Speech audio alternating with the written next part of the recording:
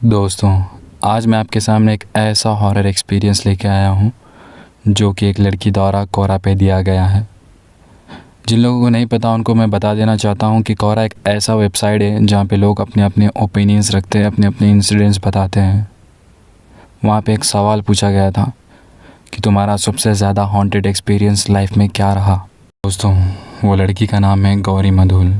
गौरी मधुल अपने पोस्ट में लिखती है कोरा के वेबसाइट में। उसकी कहानी उसकी ज़ुबानी सुनते हैं। चलिए दोस्तों, शुरुआत करते हैं।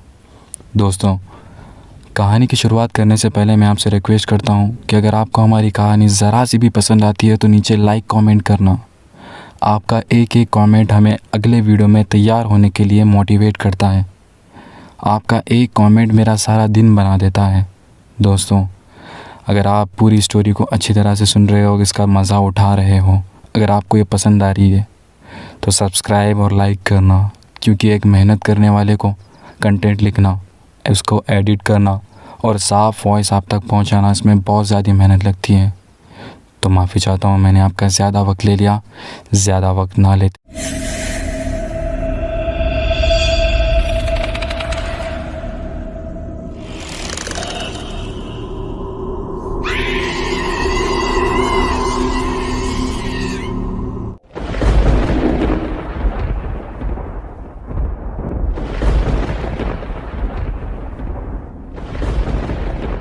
ठीक है, मैं अपने साथ हुए हादसे को सुनाती हूँ। आप अंदाज़ा लगाओ कि ये पैरानॉर्मल है या वहम है। मैं आपसे माफ़ी चाहती हूँ क्योंकि कुछ लोगों को मेरा यह हादसा थोड़ा ज़्यादा लंबा लगेगा। तो शुरू करती हूँ। ये बात है पिछले समर की। हम 2 मंजिला घर में रहा करते थे, वो भी किराए के घर पर। नीचे वाले हिस्से में मेरे मम्मा पापा सोया करते थे और जो ऊपर वाला हिस्सा है उसमें मैं सोया करती थी। मुझे देर रात तक किताबें पढ़ने की बहुत आदत है। कभी कभार तो पढ़ते पढ़ते सुबह के 3-4 बज जाते हैं। जैसे कि इस घर में हम नए नए दाखिल हुए थे, मुझे अक्सर घुंघरू की आवाज़ सुनाई देती थी। रात के वक्त ऐसा लगता था मानो कोई आंगन में घूम रहा हो, पर मैं अक्सर ऐसी आवाज़ों को नज़रअंदाज कर देती थी कि शायद कोई गाय या गली के कुत्ते हमारे आंगन में आ गए हो, क्योंकि ये घर हमारे आने से 6 महीने पहले वीरान था। मेरा जो ऊपर का कमरा था वो अक्सर गर्मी में बहुत ज़्यादा गर्म हो जाता था और मुझे इस गर्मी में सोने में बहुत मशक्क़त होती थी।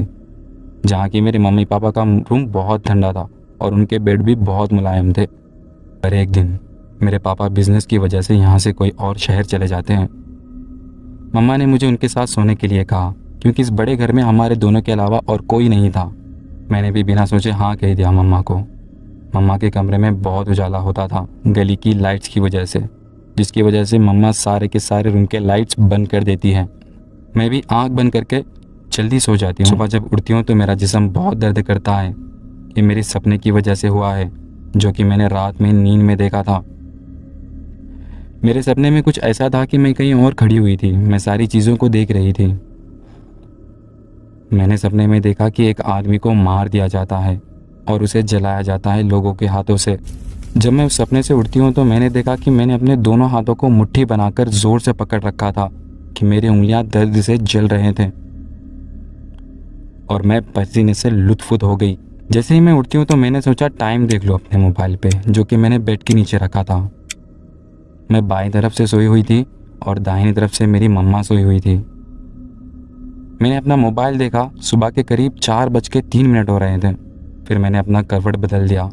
मम्मा का चेहरा दूसरी साइड से था। फिर मैंने सोचा कि विंडो की तरफ देखती हूँ। जैसे ही मैं विंडो को देखने लगती हूँ तो मुझे कुछ छाँव सा दिखता है। मैंने गौर से देखने की कोशिश की। मैं बता सकती हूँ कि वहाँ पर 2 लड़कियाँ थीं।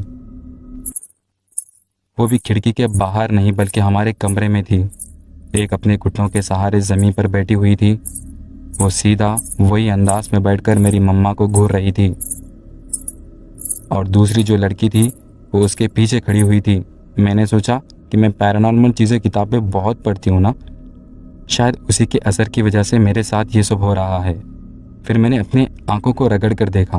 वो 2 लड़कियाँ तब भी वहीं दिखाई दे रही थी और अचानक जो लड़कियाँ सामने वाली जो घुटनों पर बैठी थी, उसके पीछे वाली लड़की मुझे घूरने लगी। मैंने डर के मारे मेरे मम्मा को उठाया और उसी लड़कियों की छाँव की जगह देखा तो वो गायब हो गए थे। फिर मम्मा को कोई सिल्ली बहाना बनाकर कुछ कहकर फिर से सो जाती हूँ। अगले दिन मेरे पापा बिजनेस के काम ख़त्म कर कर वापस आ गए थे। मुझे अपने कमरे में सोने के लिए भेज दिया गया। जब मैं अगले दिन अपने कमरे में सोने जाती हूँ, फिर अचानक मैं नींद से उठती हूँ क्योंकि मुझे बच्चों की खेलने की आवाज़ आ रही थी हमारे घर के आंगन से। मैंने सोचा यह आवाज़ शायद मेरे पड़ोसी के घर से आ रही है, क्योंकि ज़्यादातर मेहमान उनके घर आया जाया करते थे। जैसे कि मुझे उठते वक्त टाइम देखने की आदत है, मैंने मोबाइल में वक्त देखा तो एग्जैक्टली वही टाइम हो रहा था, यानी सुबह के 4:03 हो रहे थे। अचानक से मुझे पैरों की आवाज़ आने लगी। ऐसा लग रहा था कोई सीधा चढ़कर मेरे कमरे की ओर आ रहा है। मैंने डर कर अपनी सांस को रोक लिया। मम्मा पापा तो बिल्कुल नहीं हो सकते, क्योंकि वो जल्दी रात को सो गए थे, और चोर भी तो नहीं हो सकते क्योंकि पुलिस यहाँ रात में पेट्रोलिंग करती है। मैं जैसे तैसे करके सो जाती हूँ। फिर अगले दिन अगली रात उसी तरह रात के 4:03 को मेरी नींद खुलती है। वही एग्जैक्ट टाइम पर वही वक्त मुझे एक आवाज़ आती है, कोई डोर नॉक कर रहा हो। आवाज़ ज़ोर से आने लगती है। मैं डर के मारे मम्मा कह के चिल्लाने लगती हूँ। कोई चांस ही नहीं था कि मम्मा को मेरी आवाज़ सुनाई दे, क्योंकि वो नीचे दरवाज़ा बंद कर कर पंखे की स्पीड 5 रखकर सो जाती थी। आवाज़ अब बढ़ने लगी थी। मैंने फौरी अपने पापा को कॉल किया और बुलाया तो वो आ गए थे। उन्होंने देखा कि वहाँ कोई नहीं है, लेकिन मैं 100% श्योर हूँ मुझे आवाज़ वहीं से आ रही थी, पक्का आ रही थी। ये बहुत अजीब एक्सपीरियंस रहा मेरे साथ। एक साथ 3 रातों को उठना, वो भी वही समय एग्जैक्ट टाइम पर। बहुत अजीब एक्सपीरियंस रहा। इस वाक़े के बाद 1 महीने बाद हम दूसरे घर में शिफ्ट हो गए। शुक्रिया मेरी कहानी सुनने के लिए। दोस्तों, अगर आपको ऐसी रियलिस्टिक कहानी सुनना है तो मेरे चैनल को सब्सक्राइब करना। मैं आपके पास ऐसा ही कंटेंट लाता रहूँगा।